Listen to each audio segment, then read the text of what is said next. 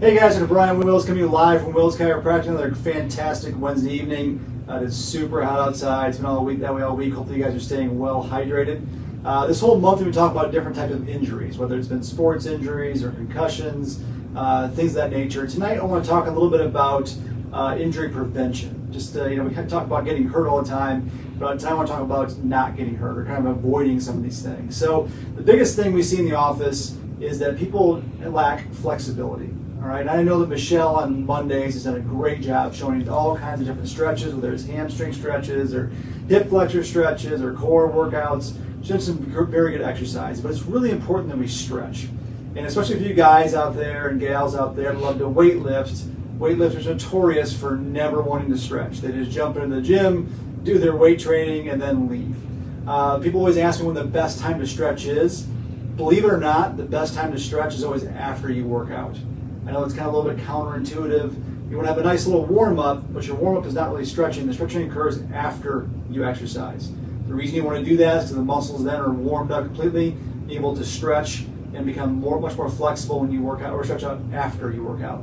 But it's really, really important that we do that, especially if you sit also all day long. If you're sitting at a desk all day, now we're working at home, this whole COVID thing, stretching your hamstrings out solves a lot of low back issues. And again, Michelle has shown us a ton of ways to do that, so I'm not going to beat a dead horse tonight with that. The second big thing that we see, and it actually popped up a couple different times this week, are falls. And especially with our older population, people fall a lot. And we're starting to see this happening with younger and younger and younger people, simply because we don't really work on balance training that much. And again, I know Michelle's shown some of these things, but I'm going to show you a really quick and easy both balance training exercise and also a test for you to see how well your nervous system is functioning. So your balance is basically a function of your nervous system. So your nerves have to be able to perceive where your center of gravity is at to keep you upright, and also to tell the muscles to relax or contract to keep you upright. So for example, if I just try to stand on one foot and raise one leg out, I should be able to do this all day long. Okay, if my brain and nervous system are working very good or working well, this shouldn't be a problem. To make it harder, I'm going to have you close your eyes.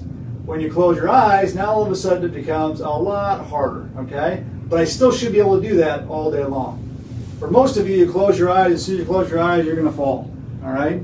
If that happens, obviously your nervous system is not being able to communicate with your body like it's supposed to, and you probably need to get an adjustment. So one way that you can train your body a little bit, especially if you're a little older, you want to train your balance, make sure that you have a chair next to you just so you have something to grab onto, because trust me, a lot of people doing this exercise will fall down, okay? And all you're going to do is practice standing on one foot. As soon as you can stand on one foot for 30 seconds and not wobble and not fall over, all right, then you're going to close your eyes and build the 30 seconds that way as well. So all you're doing is closing your eyes and balancing on one foot.